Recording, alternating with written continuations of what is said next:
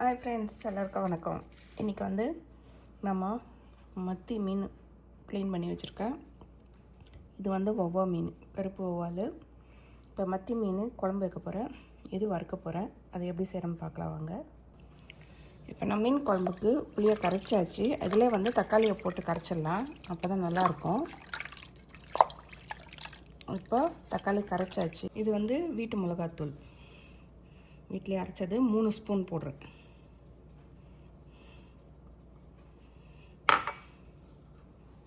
அப்புறம் இது வந்து காஷ்மீரி சில்லி 1 ஸ்பூன்.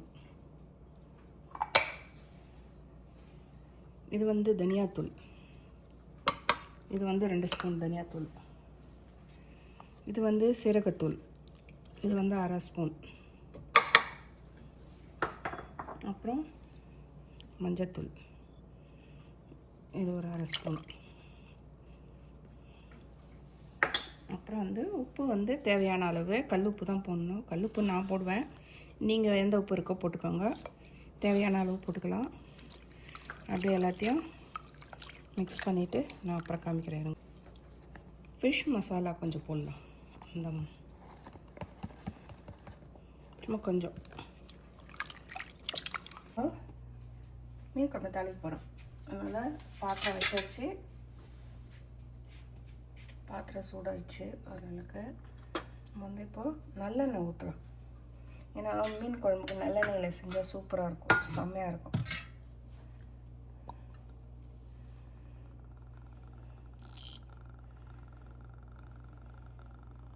எண்ணெய் கொஞ்சம் தாராளமாக ஊற்றுங்க, அப்போ தான் நல்லாயிருக்கும் மீன் குழம்புக்கு சூப்பராக.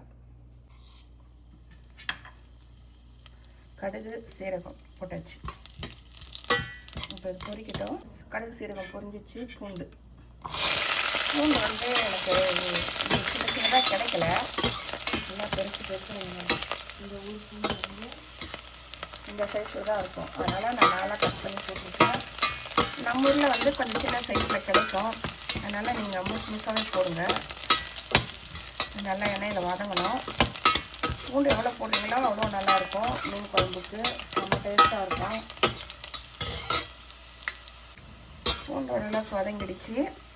இப்போ வந்து வெங்காயம் போடலாம். இந்த வெங்காயம் வதங்கிறதுக்கு உப்பு கொஞ்சம் கொடுக்கலாம். ஏற்கனவே புளியில் கரைச்சிருப்பா, நல்லா சும்மா லைட்டாக.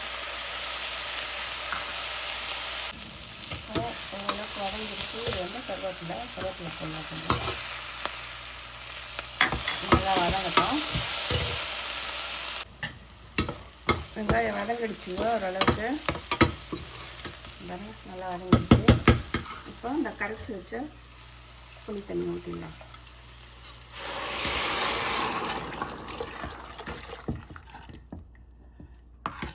இது கொதிக்கட்டும். கொஞ்சம் சுண்டி வந்த பிறகு அப்புறம் நம்ம மீன் போடலாம். மீன் போடும்போது காமிக்கிறேன். இப்போ நம்ம இந்த வவ்வால் மீன் வறுக்கிறதுக்காக மசாலா போட போகிறோம். இப்போ இது வந்து வீட்டு மிளகாத்தூள் 1 ஸ்பூன், தனியாத்தூள் இதுவும் 1 ஸ்பூன், இது வந்து சீரகத்தூள் 1/2 ஸ்பூன், காஷ்மீரி சில்லி 1 ஸ்பூன், அப்புறம் வந்து உப்பு 1 ஸ்பூன், மஞ்சத்தூள் ஏற்கனவே வந்து நான் இதில் போட்டு பிரட்டி வச்சுருக்கேன், அதனால் மஞ்சத்தூள் வேண்டாம்.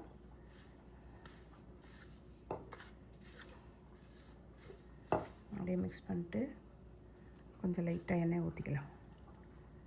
எண்ணெய் ஊற்றிக்கினா கொஞ்சம் அந்த மசாலாலாம் மீனில் நல்லா பிடிக்கும். நான் ஆலிவ் எண்ணெய் ஊற்றிருக்கேன், உங்களுக்கு என்ன எண்ணெய் வேணுமோ நீங்கள் கரெக்டாக இருக்குங்க. இந்த கன்சிஸ்டன்சியில் இருந்தால் நல்லாயிருக்கும். இப்போ நம்ம அப்படியே இந்த மீன் மேலே அப்படியே தடவிடலாம். எடுத்துட்டு அப்படியே ஒரு ஓரம் வச்சிடலாம். அதே மாதிரி எல்லாத்தையும் அப்படியே பிரட்டி எடுத்து வச்சுட்டு, இது ஒரு 1/2 hour அப்படியே அந்த மிளகா அதெல்லாம் கொஞ்சம் ஊறணும். நம்ம ஊறினதுக்கப்புறம் 1/2 hourக்கு அப்புறமா நம்ம எடுத்து வறுத்துக்கலாம். குழம்பு ஓரளவுக்கு சொல்லிடுச்சுங்க, பாருங்கள் தெரியுதா. இப்போ நம்ம மீன் போட்டுக்கலாம். இது வந்து அந்த வவ்வால் மீனோட தலை, ஏன்னா இது வறுத்த வேலைக்கு ஆகாது. அப்புறம் மத்தி மீன் இது ஒன்று போட்டுக்கலாம். கொஞ்சம் நல்லா கொதிச்சதுக்கப்புறம் நம்ம பார்க்கலாம். மீன் குழம்பு ஆல்மோஸ்ட் ரெடி ஆகிடுச்சு. இது பாருங்கள், மீனும் வெந்துடுச்சு நல்லா.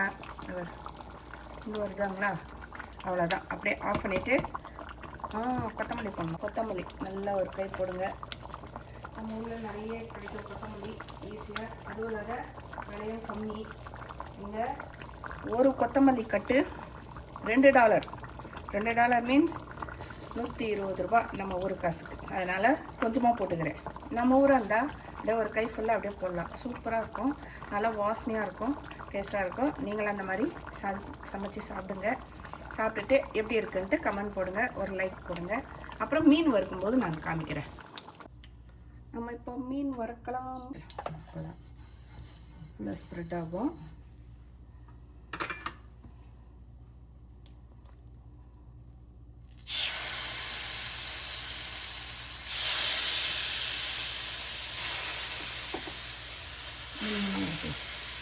வறுத்துட்டு நான் காமிக்கிறேன்.